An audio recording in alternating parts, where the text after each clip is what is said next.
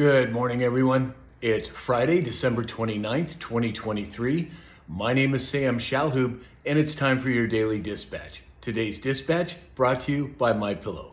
Go to mypillow.com, enter in the discount code SAM, and get up to 80% off of all of your purchases. Now, to the news.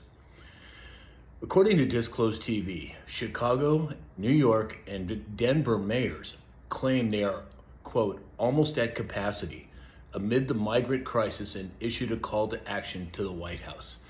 Now, if memory serves, weren't these the so-called sanctuary cities? Doesn't look like it's working out too well for them, does it? Lindsey Graham, Senator Lindsey Graham was back in the news, and he said, quote, hit Iran, blow it off the map. The warmongers in Congress need to go.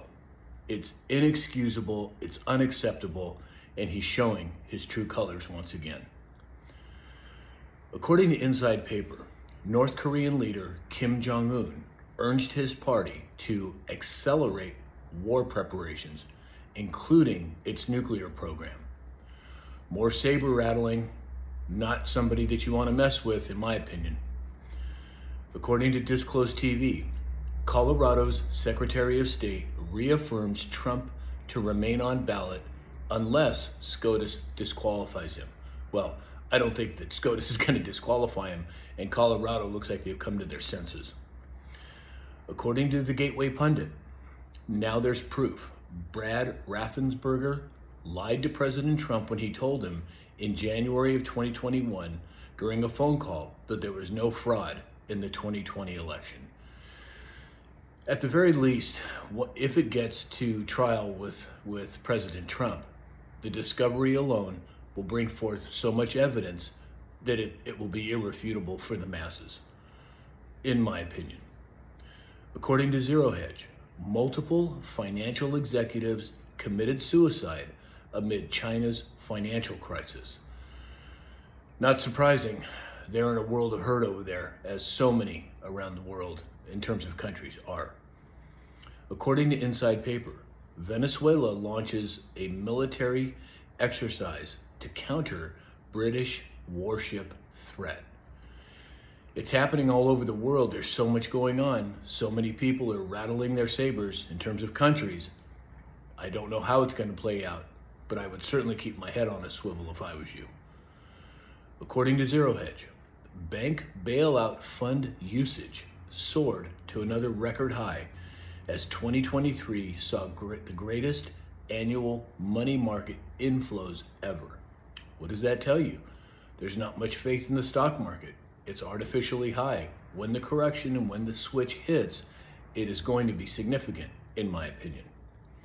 According to Zero Hedge, first it was Costco, now Walmart. These are major retailers that are now offering the sale of gold and silver bars.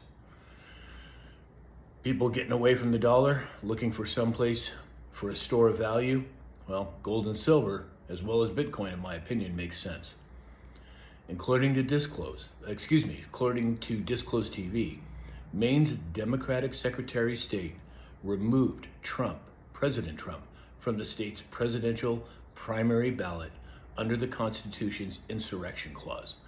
Now, how can you even consider removing somebody on the 14th Amendment when he, one, hasn't even been charged with insurrection, and two, let alone he hasn't been convicted of it? Well, it's not going to stand, in my opinion. Is it going to go all the way to the Supreme Court, or are they going to come to their senses like Colorado did? Well, again, only time will tell. According to Bitcoin LFG, the Saudi Arabia, a 90-year-old Saudi Arabian Salafic cleric wrote what's called a fatwa deeming Bitcoin acceptable under Islam. And there are speculations now that a $500 billion buy order could come into the Bitcoin market in the very near future. That would trigger a huge surge. Oh, and by the way, I got a lot of responses yesterday in favor of me doing one-on-one class and teaching you how to buy and hold Bitcoin. It looks like I'm probably going to do it, but I'd love to hear more comments, and you can send me a comment on any platform, or you can send me an email from my website, samshalhoub.com.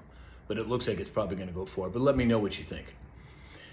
And then lastly today, according to Fletch 17, Maine just said that Trump can't run because he's already served 2 terms.